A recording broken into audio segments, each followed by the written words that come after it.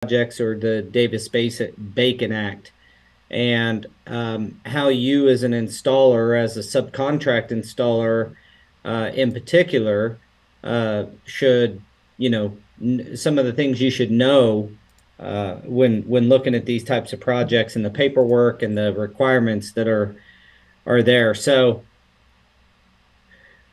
Daniel, we were chatting offline.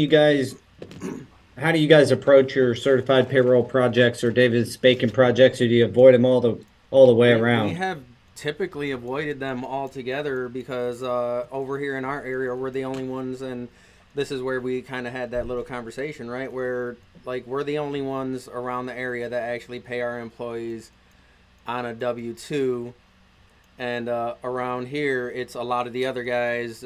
From what I've gathered over the years, seem to think that it's okay to not pay themselves those rates since they are the owners. So there will be like a chain of a sub of a sub of a sub. Like everyone on that project is typically their own business, or there's just one guy on there, and then I don't know how they get away with it, but no one So they like all claim really. sub of a sub and Right, either and that or they, and they have a team there, and it's just nothing is kept track of how it should, which is crazy because, based on the conversation that I've had with some of these contractors, everything is like super documented. So I have no idea how they do it or what they do, but um, on some of the projects when my brother and I were working by ourselves, that's kind of how we did it. And the companies that we were doing the work for, that's what they told us. So it was pretty much, you don't have to pay yourselves the rates. Just fill this out and let us know, the how much you were paying yourself, so that way we can turn it in. And that's what we were doing. But that was just, us by ourselves.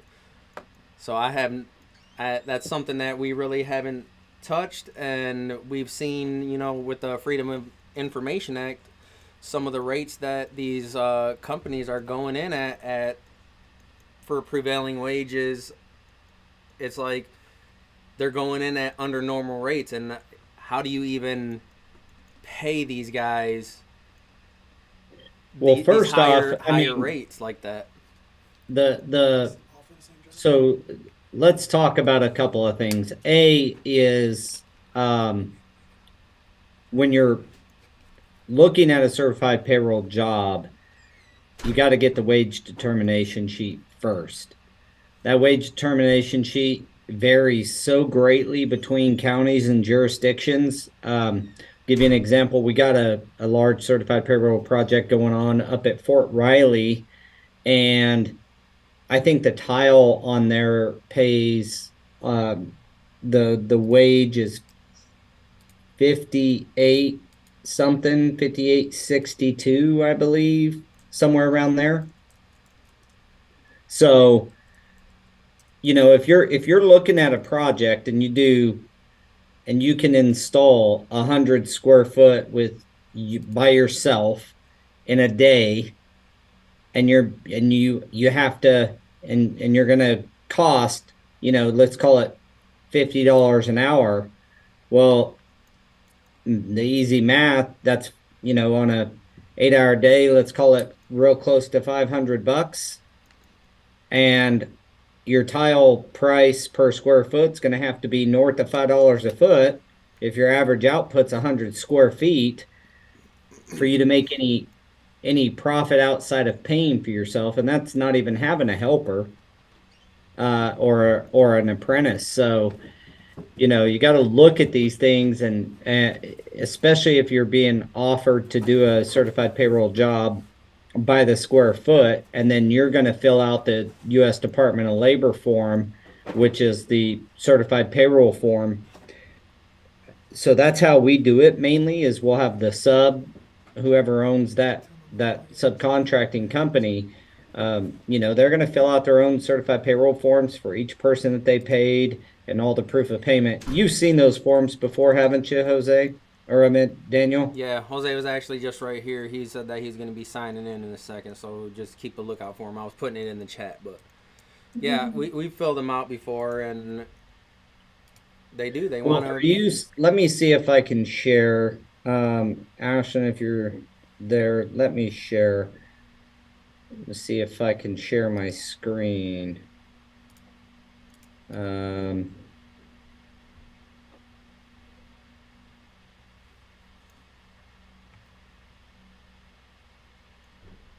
think you just got to go up and to participants and make me a host.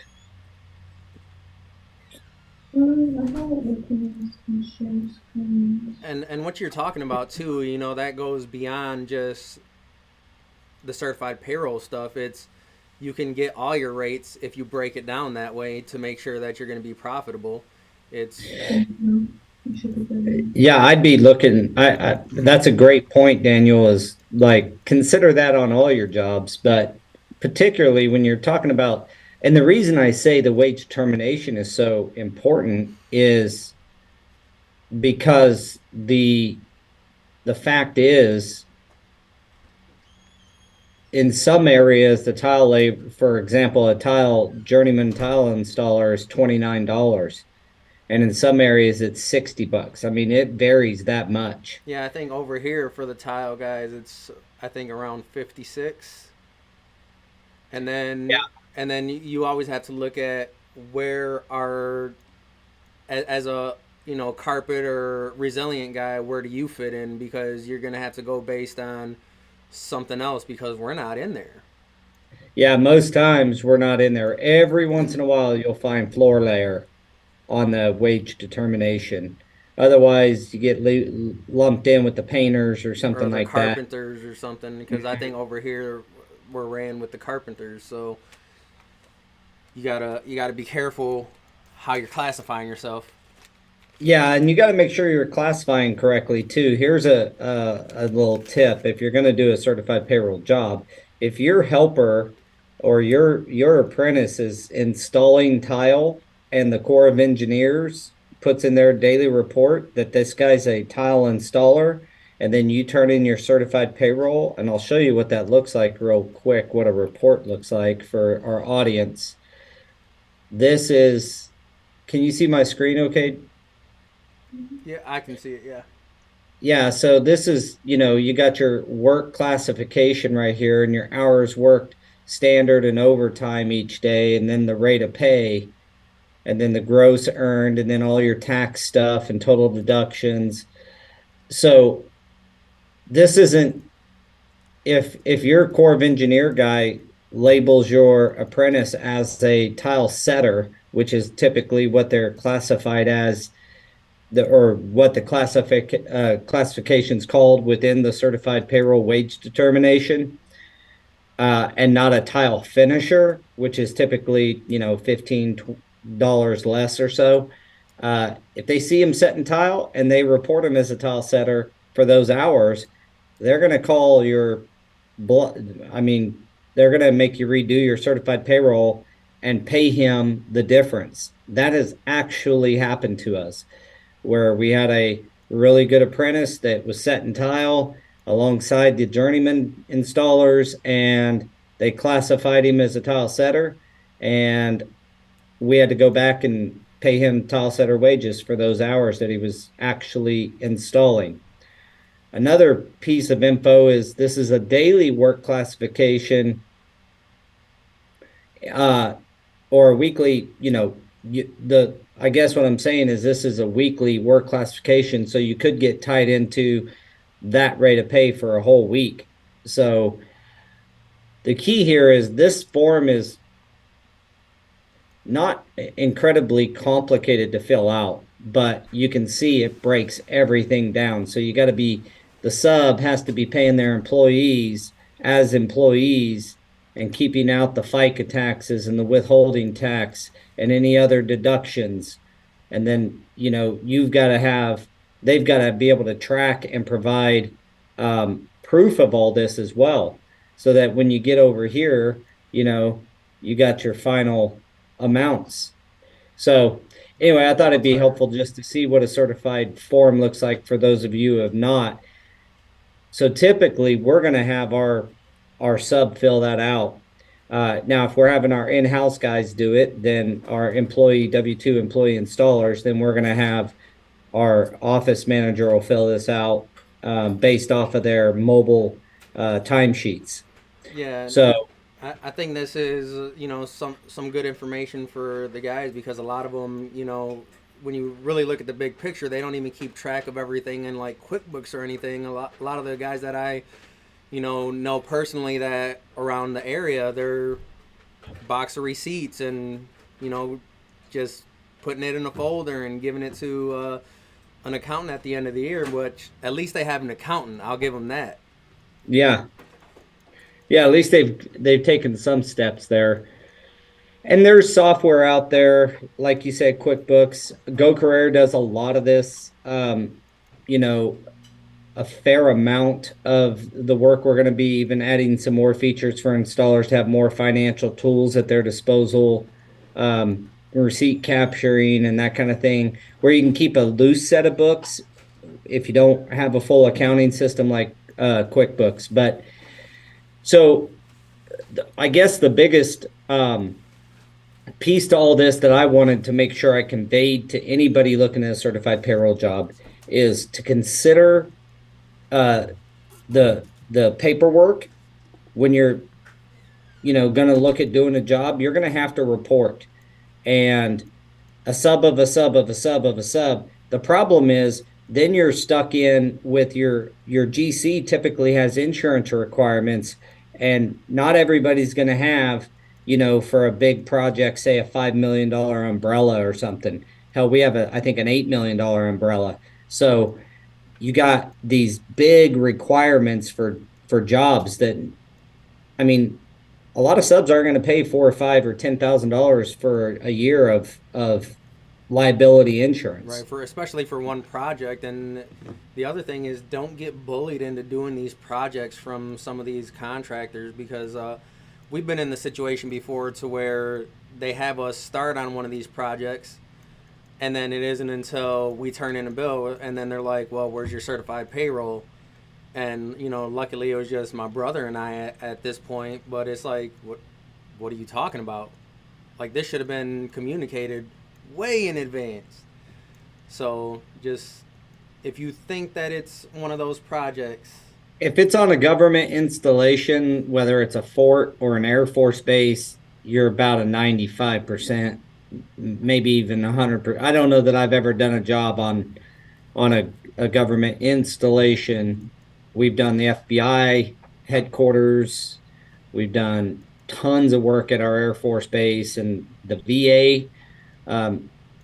Most of those jobs are going to be certified payroll. So before you bid a job, ask for the wage determination sheet, that's my point. right? And some Find of out what you're going to have to pay the people that are working for you on that job and find out how, and I showed you the Department of Labor form. There's actually a second sheet to that. You can just Google it and it'll come up for you. But the key here is to know what you're getting into and then consider security. It's going to take, like when we're going on to an Air Force base, a lot of times it takes half hour just for the guys to get through the gate. And so make sure you're thinking through the inefficiencies that the government brings to the table. I hate to say that. Don't shoot me, Mr. Government, but fact is that there's a they bring in efficiencies and red tape that when they come on to when they're part of the job site, um, your production will go down. I promise you that. And if you're not used to working on government jobs, depending on the Corps of Engineers and if they're involved or not, I can tell you that one of the things is inspections do happen on these jobs. I honestly kind of wish this happened on all projects, but where we could call in for inspection, and that we had to get that written off as part of our processes in flooring. It would add a level of professionalism that the GCs wouldn't be able to push you around. You're getting your inspections. But for example, we just did a set of really big bathrooms, and it had to be waterproofed everywhere, and the prep had to be inspected prior to waterproofing. So we had block walls we had to grind down and get smooth and level. And so that had to be inspected prior to waterproofing. Once the Corps of Engineers signed off on that, then we could start our waterproofing. When that's done, it got flood tested and inspected. And then when that was done, we could finally start installing. And it took 48 hours on both cases to get those inspections scheduled and in. So we lost 2 days worth of work while we were waiting for one of the core people to come in and inspect. So I don't want to scare people off. I'm just trying to give you the reality of what these jobs require. So, just take that all into account when you're looking at doing a project like that for one of the large flooring companies, or even if you're considering doing it direct with the GC and you got a good relationship and you're going to do a job direct with the GC, that's fine too. Just make sure that have the wage determination, realize that Davis Bacon and certified payroll go hand in hand. So those two terms there are other certified payroll jobs that are not Davis Bacon, but all Davis Bacon jobs are certified Right. payroll. Yep. And um, with some of these GCs, I've talked to some of them, and they have an entire you know department. Really, I don't know, a few people, but they're like, Whole accounting team. if you have any questions on this, you can come in and we will pretty much go break it down for you, so that way we know that you're turning in something that we're going to be able to use. Because if you're not keeping track of it, they can also get in trouble. Yeah, that's a good point. The fact is it's in their best interest for your certified payroll to be accurate and come through. So most of them will work with you because, it holds up their payment. Like one small sub can hold up a multi-million-dollar payment just because their certified payroll isn't in or correct or done or whatever. So, there it just there's more pressure obviously at that point. So make sure you're informed. That's what I'm trying to get out here. Make sure you're informed about the processes and what is needed. I'm hoping that we're conveying the pertinent details, but you're going to have to continue on with whoever you're working for, whether it's the GC or the flooring company, to get like we help our subs get the certified payroll done because we have to have it done, which the GC has to have it done. So everybody's in this together. That is probably the one benefit of it. But outside of that, I would say, you know, consider again your wage determination and what the per square foot for labor is, and make sure that makes sense, you know, to your daily production time and how much work you think you can get done in a day. If you're an employee installer working for a flooring company, we give our guys some goals to hit and things like that. Because obviously everybody has to stay profitable. We got to keep the lights on and people fed, and you got to make profit for that. So, I think outside of that, the other thing to consider that I brought up and I think is really important, you just don't think about it, is the lost time. I mean, an hour a day is not excessive to figure in dead time on a Right. project like that. And it's not even with some of these certified payroll stuff. We were working at one of the factories over here. They do baby formula, and every like couldn't have any stickers on anything, no stickers on hard hats. So it's like, dang, every other job we got to put a sticker on there for safety. So go buy some new hard hats. Then you go in there, up, this has some wood on it. You can't bring that in there. And then every tool that is in your toolbox, you have to take out and wipe down before you bring it in the job site. Yeah, yeah, I mean, that it's worth noting that this is really about investigating what you're doing, like understanding what you're doing. Because to your point, we did a MRI room where they weren't shutting the machine down, and we had to use ceramic knives with ceramic blades. We found a ceramic hand roller. We had to hand roll the whole thing. Uh, that's all made out of ceramic. The entire piece is made out of ceramic. Um, so yeah, there's other crazy job application things out there, project requirements out there, but um, yeah, knowing the project is what it comes down to, or at least knowing the requirements, and that's really what this is pointing to. Is like make sure you're informed on a certified payroll job, know where you're at and how you have to report and what you're going to get paid. I think the best way to do it from if for even a sub, pay yourself a weekly amount of whatever the wage determination is above and Yep. beyond, and then pay all your people, and the difference is yours, right? I mean, that's how it works. So keeping I don't see how a sub of a sub of a sub works in this scenario. And I'm sure some guys have figured out how to make it work, but it's just so messy. I can't imagine a GC being real happy about getting 3, 4 different certified payrolls from one company to do a job. But um, yeah, that's kind of my spill today. It was just really based around certified payroll and just the one piece that we didn't get to in the previous discussions that I think there's so much government work going on. It's one of the strongest sectors right now. Not saying it's going to continue, but I'm just saying right now I don't know how it is up in your area, but across the nation from an overall standpoint, it seems to be very strong. I But I've around talked us, to it's some super people strong. at some of the meetings, like through the city and the chamber, and this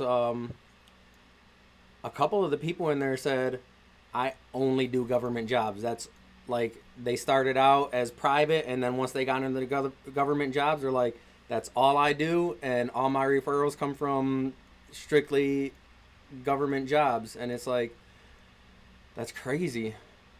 Well, if you get somebody who specializes in the paperwork and it's really good, I mean, the my wife does it for us at Stewart and Associates, and she's a machine, you know.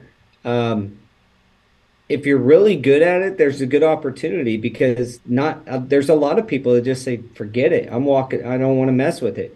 And so you can have some good margins on those jobs and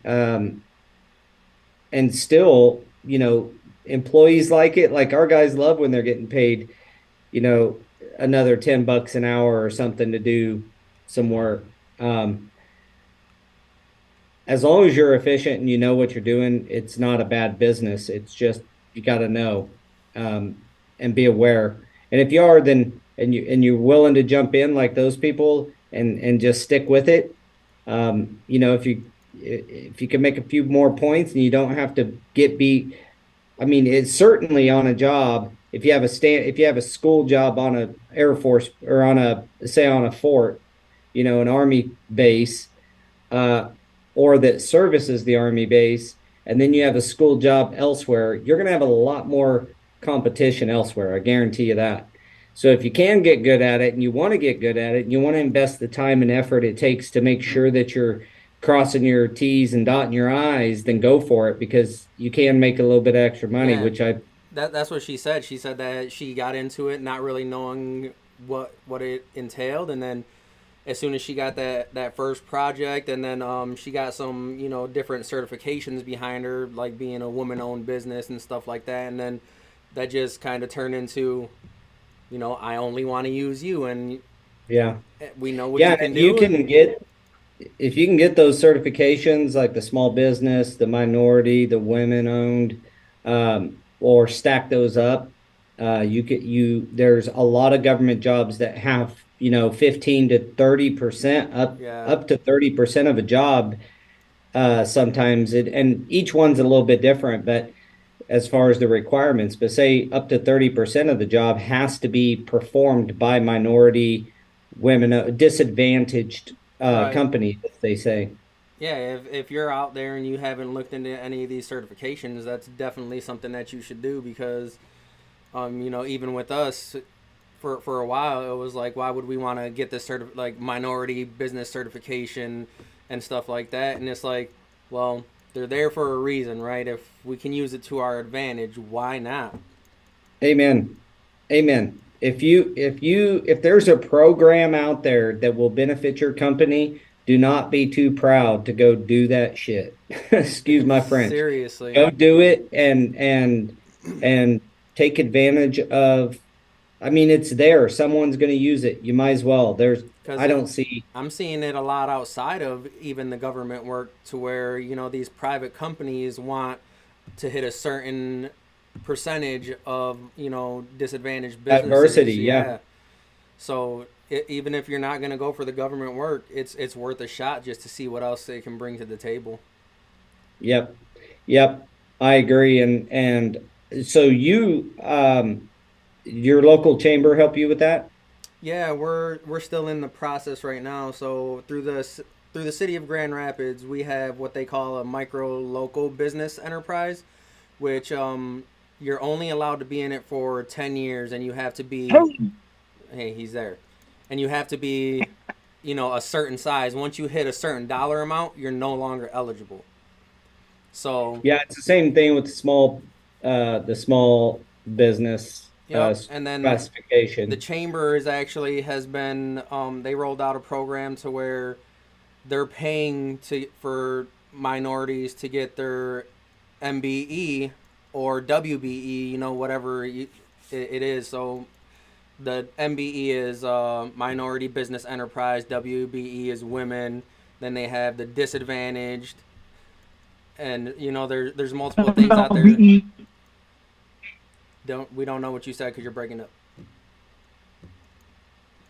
MLBE. We already I don't know we how just that. talked about that one, Come but on. Yeah, there's a bunch of different. there, You got service disabled veteran, Indian owned, yep, and Native American. the crazy thing is right now when the chamber's helping us out and we're trying to get it, but as a Mexican back in the day, they wanted to classify and put white on our birth certificates. So now I have to go back and they're asking for like my mom's father's information. It's like I don't know. Like how do you cut through this red tape with stuff like that? I have no idea. But I Yeah, I've gotta. never done it, so I'm interesting. It's interesting to listen to you talk about it, Yeah, so and so if you look at our birth certificates, it says that we're white. well, gentlemen, Well, welcome to we the. don't speak Spanish. We don't speak Spanish, so might as well run with it, I guess. Well, but the process outside of that, has it been your chamber? Would you recommend that whoever is maybe on this call or consuming our content here, if they're looking to do a minority status of some sort, would you recommend they go to the chamber and start there? I think that the chamber in general is a great place to go. I mean, especially if you're doing a lot of commercial work because you're getting in with all the builders and stuff there, and it's just a great place to meet other people, right? Because we always talk about networking. It's just like that, except for it's not in the industry. It's who else can I work with around my local area. So like Yeah. I'll go to events. He'll go to events. He'll join some groups in there. They have like CEO roundtables. It's just a great place. Yep. And then with the certification stuff like the MBE, they have their program to where they'll help you out any questions that you have. But this one is actually through the city of Grand Rapids is paying for us to get ours, and they hooked up with a different company. So they're pretty much just the bridge. They're like, we'll get all the information together, set you up with your own person, point of contact, and then they help you out. So So the short answer is yes. Go to your yes, chamber, and Yeah, if go to you're it. wanting to explore becoming a minority-owned business of some sort, whether that's women or race, or if it's service disabled veteran or what any of those programs, get with your local chamber. Um, and just start there. I think that's Yeah, probably the best place to start. it is because we met the guy from the city of Grand Rapids at a chamber event. So great Awesome. networking. It, Well, it is it is good networking as well. And hey guys, sorry I'm so late, but man, I tell you what, switching phone providers, make sure when you're doing your estimate that you calculate some of that. Man, but um well, we were just talking. We just went over certified payroll, Davis Bacon stuff as He the was on final. Facebook listening. I was listening on Facebook the whole Oh, time. gotcha. All right. Well, that's kind of the whole crux of this episode was just rounding out the last piece of information that we've hit bidding and estimating pretty hard a couple of episodes, and just to kind of round it out, if as you heard while he was on Facebook, just being aware of what you're bidding, Yes. and know how to follow the guidelines, because they will hold your money. 100% guaranteed. If you don't have your 100%. certified payroll done and you're the one that's supposed to do it, you will not be paid. So Yeah. just consider all that. And yeah, so and then we got into a little bit of how you become certified, small business or women owned or minority owned or whatever, just because it was a natural kind of segue. The fact is, if Because you're we doing like to go those on jobs, tangents. yeah, Yeah. go off on a But it tangent was a here. good chat. But It was a good if one. if you're going to be, we are talking about certified payroll. So if you want an advantage of getting some of that work and you feel like you can do that paperwork that I showed, it's really not that complicated, but it can be daunting a little bit. Um, you might as well, if you're a minority or you're a woman, you might as well take advantage of those programs, and then you can get even more government work. And if you're comfortable doing the certified payrolls and all that stuff, like we talked earlier, I mean, you can make a good living doing Yeah. that. Even So even if you're not going to be bidding it direct and you have those certifications with you, the company that is going to be using you can actually use that certification too, and it counts towards it. So yeah, exactly. That's a great point too, Daniel. Is like if I'm Stewart and Associates doing a government job with XYZ GC, and I hire Preferred to do the labor for me, then I get to their status, as long as I can prove this, their status counts to the GC's overall percentage status. So me as a flooring company having minority subcontractors that are certified minority subcontractors, I should say, can give you a bit of an advantage. And I'm just an old white guy. So got to take it when you can, right? that's right. Well, that's about it for this episode, guys. It actually is shorter, even though every other time I've said that, we tend to fill up the whole hour. But Super short for me. Sorry again, guys. I'm sorry about the lack of oh, communication you're on that. He's not sorry. I couldn't hang up on him, man. Couldn't hang up on him. 2.5 hours a day. well, I'll tell you this: if you were the only one that missed, I'd pretty much have to shoot myself in the foot if I gave you any great grief over it. So,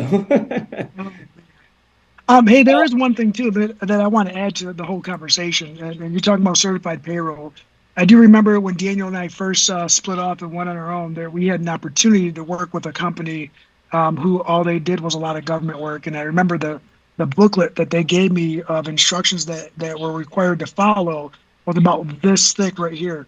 And if I told you guys that you going through that and just kind of skimming it a little bit didn't deter me from working with them, I'd be lying, because once I started reading into it and it was a foreign language, I pretty much just said nope, not for me, and I didn't even entertain it.